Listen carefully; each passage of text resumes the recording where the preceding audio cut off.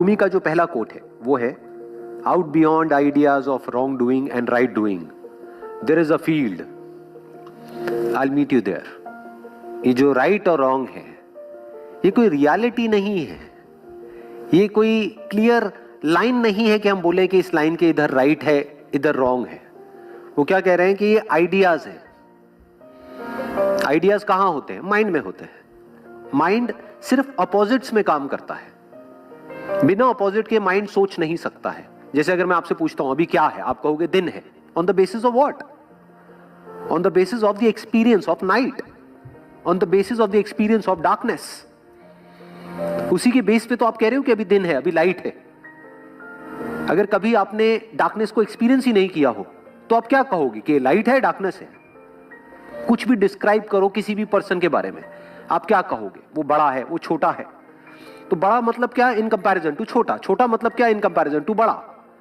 अमीर मतलब क्या? इन कंपैरिजन टू गरीब। गरीब मतलब क्या? इन कंपैरिजन टू अमीर। तो माइंड हमेशा कंपैरिजंस में ऑपरेट करता है।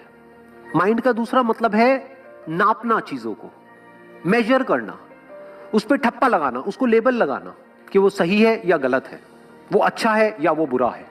जैसे ही ये ऑपोजिट्स हट जाते हैं, अभी दिन है अभी रात है, जैसे ही ये ऑपोजिट्स हट जाते हैं तो माइंड वहां पर ऑपरेट नहीं कर सकता।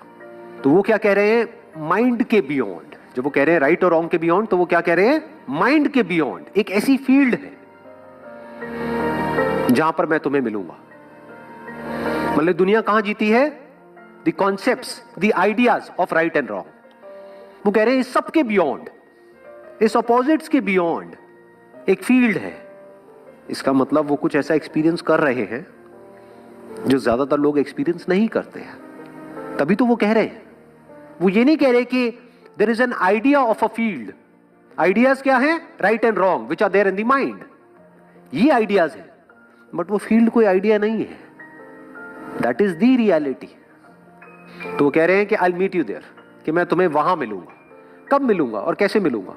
क्योंकि उस फील्ड में जहां पर राइट और रॉन्ग नहीं है, तो वहां पर कोई पर्सन कैसे हो सकता है? तो वहां पे रूमी कैसे हो सकता है?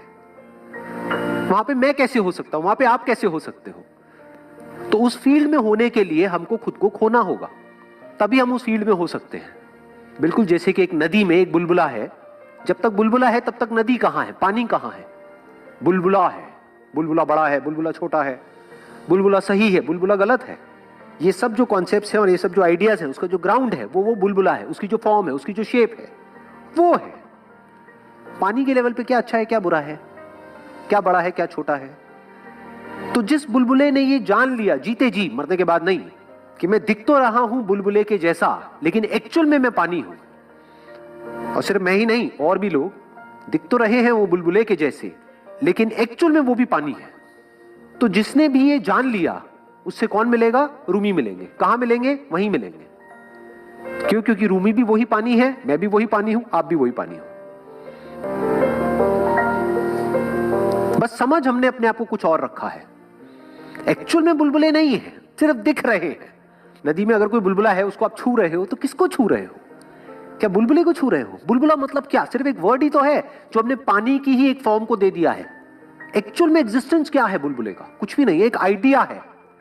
तो जब इन आइडियाज से हम फ्री हो जाते हैं तो वी आर बियॉन्ड माइंड। तो उसके बियॉन्ड क्या है? पानी है। बिल्कुल जैसे नदी के एग्जाम्पल में पानी नाम का एक सब्सटेंस है जो उस पूरी नदी का ग्राउंड है, जो समुद्र का ग्राउंड है। अगर नदी में से, समुद्र में से पानी निकाल दो तो कहां है नदी, कहां है समुद्र? बिल्कुल इसी तरह से इस यूनिवर्स का भी एक एसेंस है। जो भी कुछ हमको दिख रहा है, चाहे फिर वो लिविंग हो चाहे नॉन लिविंग हो,